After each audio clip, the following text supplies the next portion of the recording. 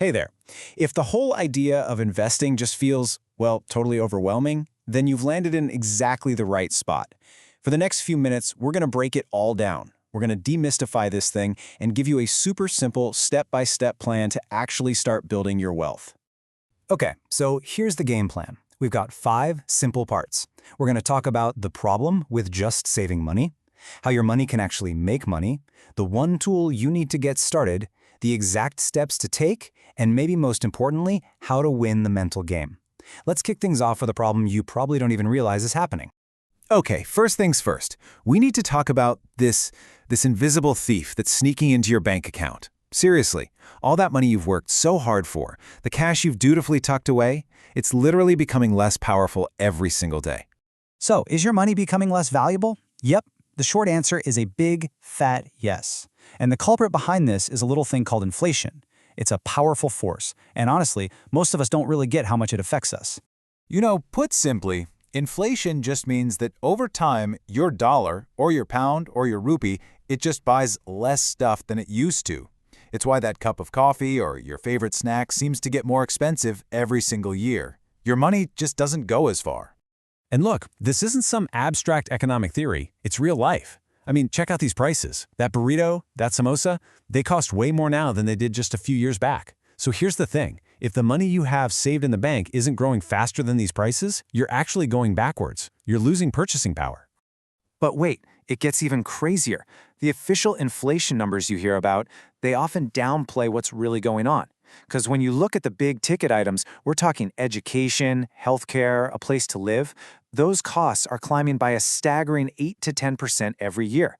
That's eating away at your savings way faster than you think.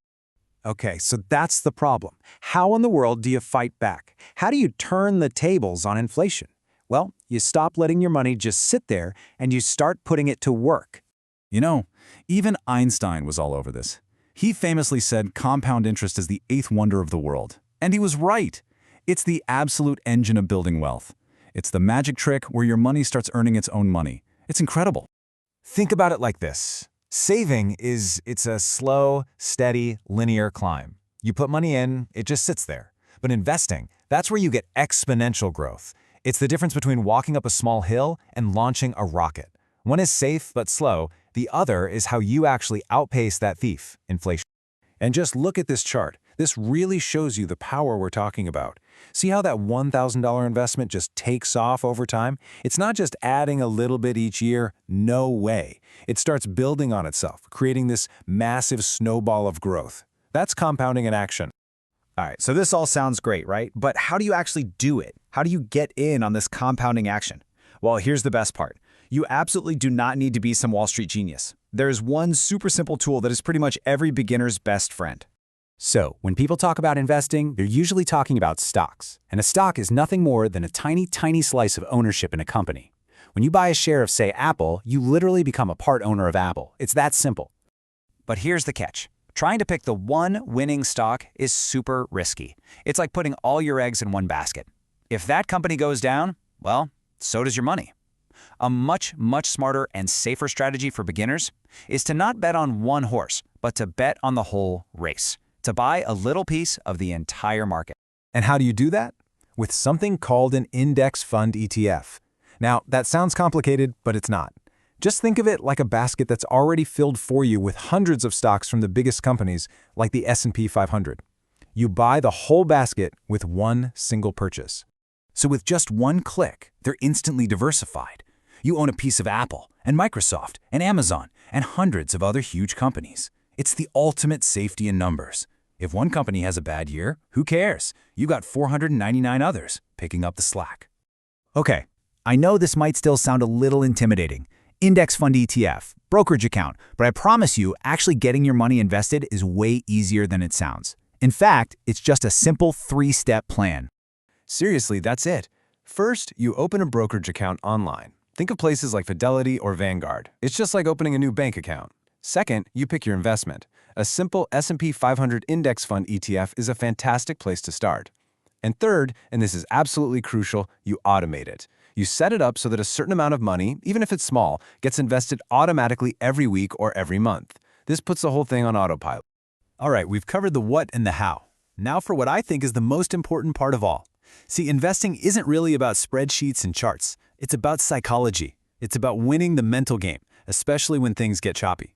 Because this is the #1 fear, right? But what if the market crashes the day after I put my money in? I get it. It's a totally valid fear. So let's not ignore it.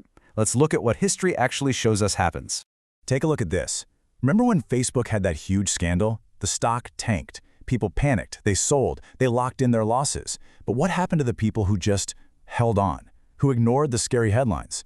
Well, the stock not only recovered, it grew by over 200%. The lesson here is so important. The market gets scared in the short term, but the long-term trend is growth. So here's the bottom line.